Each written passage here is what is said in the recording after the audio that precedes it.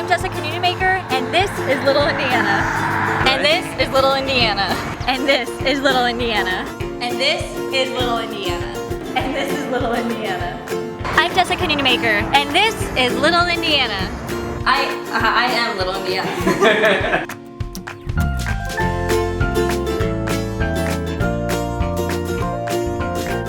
You might think I'm in a big city dress shop getting fitted for the Tonys, but you'd be wrong. I'm at Ellen's dress shop in Wabash, Indiana. Small towns are destinations, not drive-thrus. One small town, one amazing state, that's Little Indiana. I'm Jessica Nunemaker from LittleIndiana.com, and today we're heading out to Wabash, Indiana to see the sights. We're going to be checking out a phenomenal county museum, a beautiful old theater, and see the site where a circus elephant decided to run amok one fine summer day.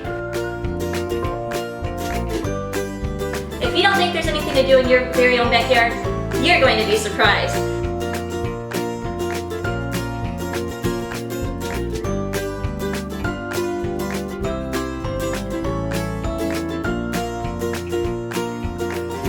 Here we are at the Wabash Historical Society Museum. Let's go take a look inside.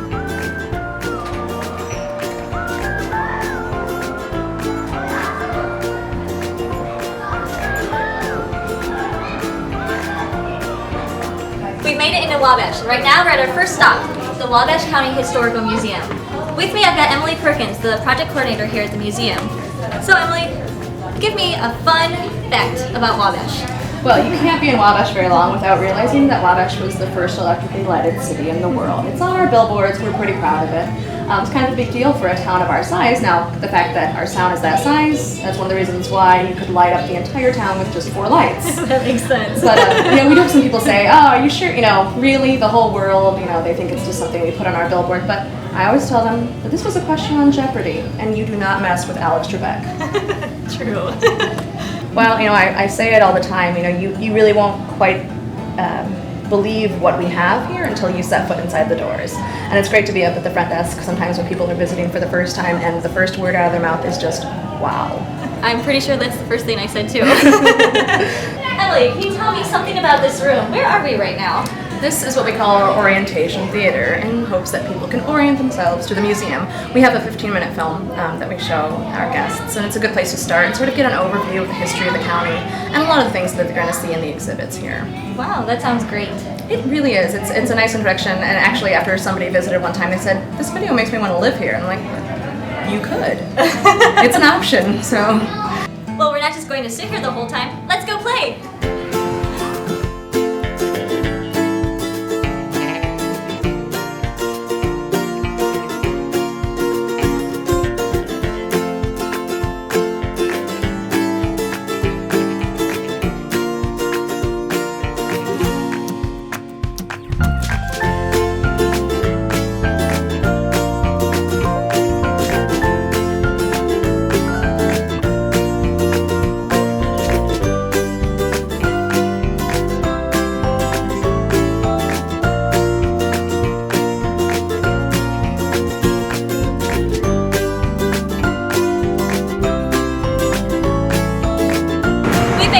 Wabash. Right now we're at Modoc's Market. With me I have Michael Beecham. Michael, I can't help but notice the way you're dressed today. Care to explain? Michael Beecham. My name's Terrell Jacobs.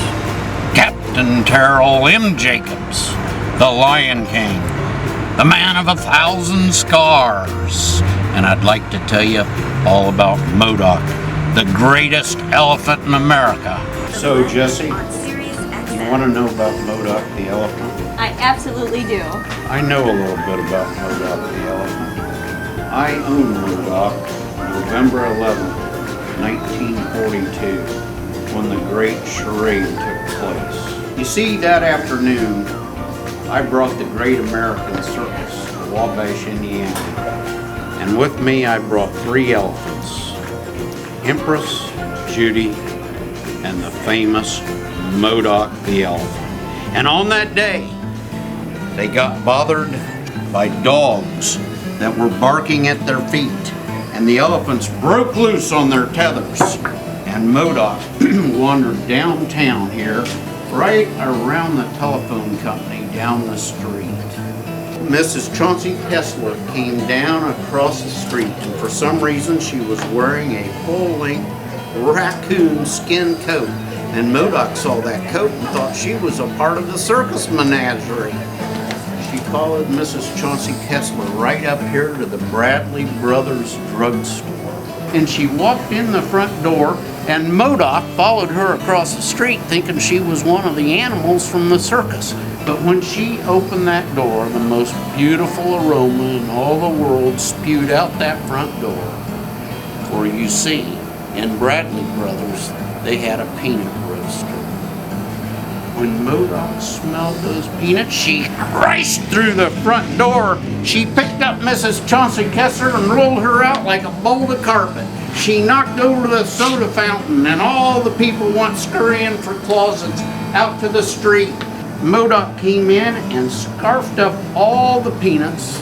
Meanwhile, Helen Myers, the soda fountain gal, went and hid in the back closet, and the pharmacist went and hid back with his drugs underneath the counter, and all the customers ran out. There was glass everywhere, and the place was a shambles. And this started a 5-day adventure of Modoc the elephant, who crossed 2 counties, got the governor of Indiana to join in the chase, hit headlines in every newspaper across America, and that's the story of the greatest elephant in America for 1 week in 1942.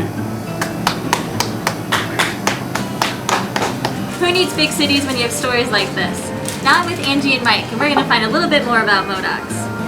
So tell me, how long have you had Modocs? About 7 years? 8. 7 going on 62. So what can people find when they step inside? You'll find a little bit of everything. It's very eclectic and homey, cozy, and welcoming. So I can't help admiring the lovely cup of coffee you have in there. Tell me about that. Did I hear you roast your own coffee? Yes, we roast it next door, and it's called Bradley Brothers Coffee, which is the name of the store here. The original was the Bradley Brothers store. So we roast next door, and we grind it for you, and we make our own espresso blend, and we can do anything that you want with a cup of coffee. So we also do smoothies and frappes. So what inspired you to take on the persona of Modoc's former owner? Well, first Angie came up with this whole notion of naming the store Modoc's, and it is a true Wabash story. And Terrell Jacobs, the owner, grew up here in Wabash, Indiana. And in fact, he died in 1956. He's buried here. It is a true Wabash story. And since she came up with the name Modoc's, I thought I would try this Terrell Jacobs thing. He was a Camel cigarette celebrity. He was a Wheaties Breakfast of Champions breakfast box face, and he really was one of the most famous cat trainers in America. He was known as the Lion King, the Man of 1,000 Scars. In 1937, he was in Madison Square Garden in center ring with 52 lions, tigers, and leopards, all by himself. And he set a record that's never been touched before or since. And so he really is a Wabash legacy figure, and I thought it's important to try to help save that story about Terrell Jacobs. Modoc's is more than a story. It's small town life, and it's the pillar of the community, only in Little Indiana.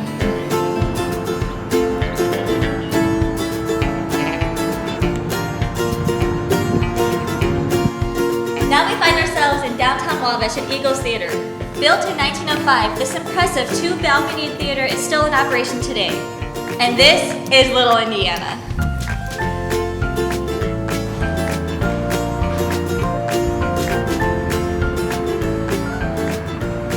Right now, we're at the top level of Eagles Theater in what used to be the old ballroom.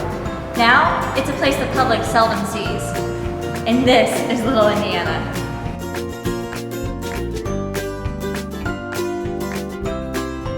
I'm here with Lisa at Ellen's Dress Shop. So Lisa, tell me, where did the name come from? The name is actually my middle name and my daughter's middle name, and we were named after my great aunt. Oh wow. You have a large selection here. Where do these come from? I have a small group of dresses which I purchased at the Chicago Bridal Market, and the rest are just from local girls who've worn the dress once and then brought them in to be sold again. That's fantastic. You've done a great job. I feel like I'm in some big city boutique. This is great. Well, thank you. And I love to shop those big city boutiques, and I wanted to bring that back here to the girls of Wabash County and the surrounding counties. You know, just because you're buying a dress that may have been worn before, you should still have that special feeling when you go in a boutique. And small town prices. That's right. That's right.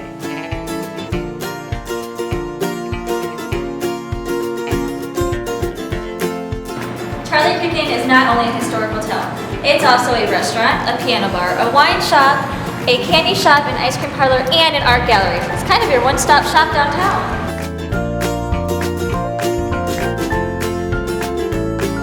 Candy, wine, art, piano, bar.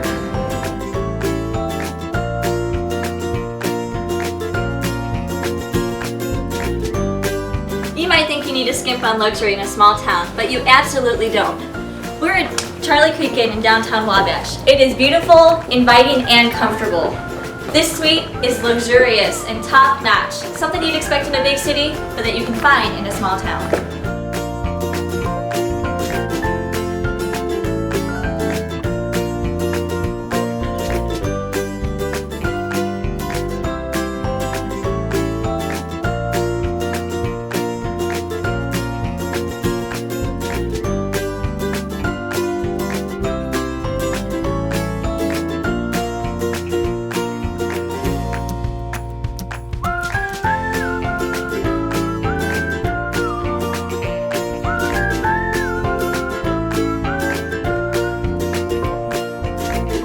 So that was Wabash, Indiana. Join us next time as we head to Mexico or Peru. Indiana, that is. Little Indiana, where small towns are destinations, not drive-thrus.